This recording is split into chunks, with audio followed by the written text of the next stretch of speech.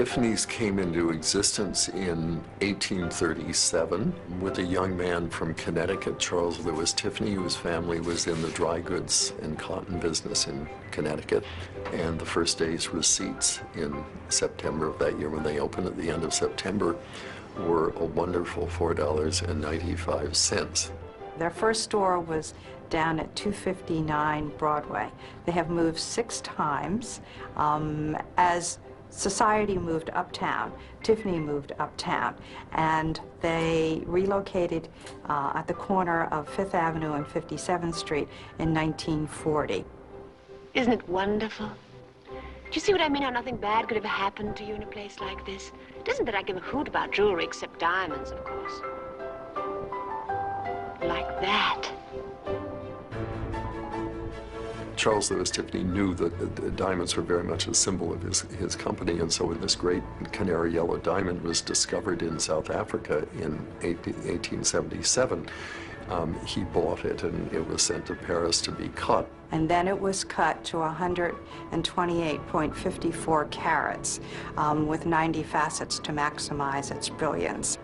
It's a canary-colored diamond, and at the time it was the largest canary diamond in existence. It measures 1 inch by 1 inch, and it has wonderful brilliance. There are only 2 people who have ever worn the Tiffany diamond, and of course Audrey Hepburn was one of those 2 people at the time of the filming of Breakfast at Tiffany, and they're very charming photographs of her looking very happy to be wearing, you know, the most famous American diamond. No, I'm going to buy you a present. You bought me one, a typewriter ribbon, and it brought me luck. All right, but Tiffany's can be pretty expensive. I've got my check and $10. Oh, I wouldn't let you cash a check. But a present for $10 or under, that I'll accept.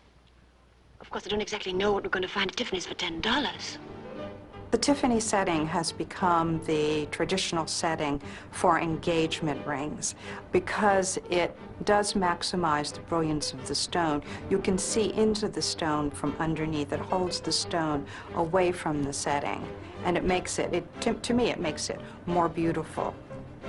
Now it's the standard setting for a diamond, the 6-prong setting, but that was devised by Mr. Tiffany and his gemologist in 1887 and presented to the world. Before that, diamonds were set in what were called crown settings, which set them rather low and very little light got into them. When you get a little blue box tied with a white satin ribbon, and it's what people, when they see that blue box, they understand that. It has become famous because Tiffany's has maintained the quality of the items that are inside, so that blue box symbolizes what Tiffany was and still is. The facets, so to speak, of Tiffany's talents and adventures in the world are very many, and of course Tiffany has been very associated with the presidents of the United States and the government in Washington. Abraham Lincoln was one of our clients, President Grant was one of our clients, and right up to John F. Kennedy. In the late 19th century, the U.S. government realized that they wanted to update the Great Seal of the United States. And James Whitehouse, who was an engraver for Tiffany's, redesigned the Great Seal of the United States. Do you think Tiffany's would really engrave it for us? I mean, you don't think they would feel it was beneath them or anything like that? Well, it is rather unusual, madam. But I think you'll find that Tiffany's is very understanding. If you will tell me what initials you would like, I think we could have something ready for you in the morning. Didn't I tell you this was a lovely place? Everyone thinks of Tiffany as an American institution and very much their Tiffany and Company, that it's not my Tiffany, it's not our Tiffany and Company. No, it's the American people's institution. It's their Tiffany and Company. And because it has had its hand in so many of the events of the United States and still does today.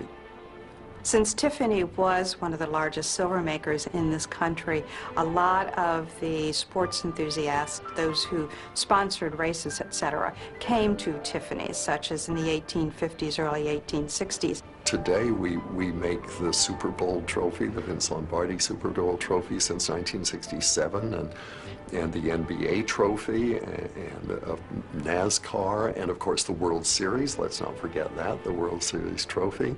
Tiffany's has continued their high level of quality, and in everything that they design, from a small little pair of earrings to an important diamond necklace, they're interested in quality, so that anyone who comes into their store and buys something feels that they are getting this quality.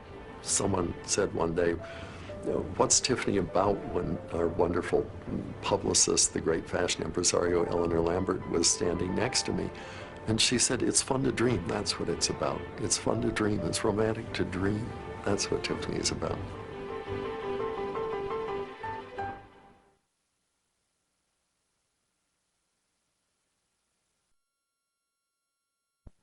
Audrey Hepburn was not only the first lady of Tiffany, but she was tremendously helpful and kind to me in discussing the image and how she felt about Tiffany and Company and her love for Tiffany.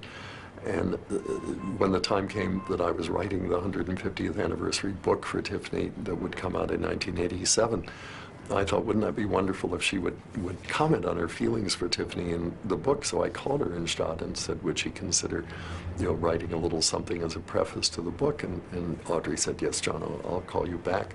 And the very next morning, the phone rang, and rather early, as obviously it's much later in Switzerland than New York. And this voice said, John? I said, yes, good morning.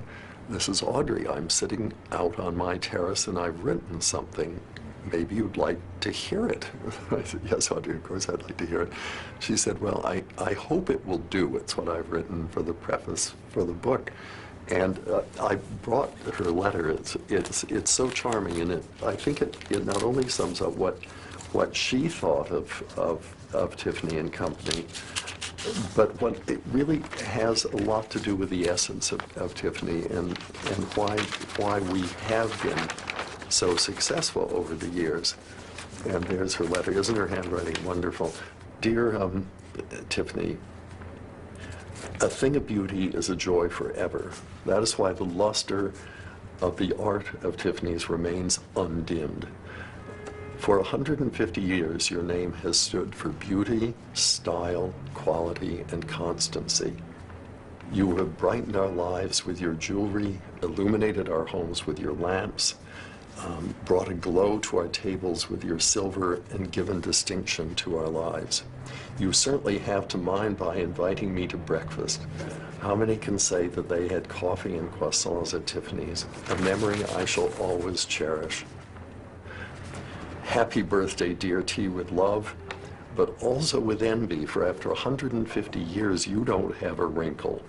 But then class doesn't age. Your devoted friend, Audrey Hepburn.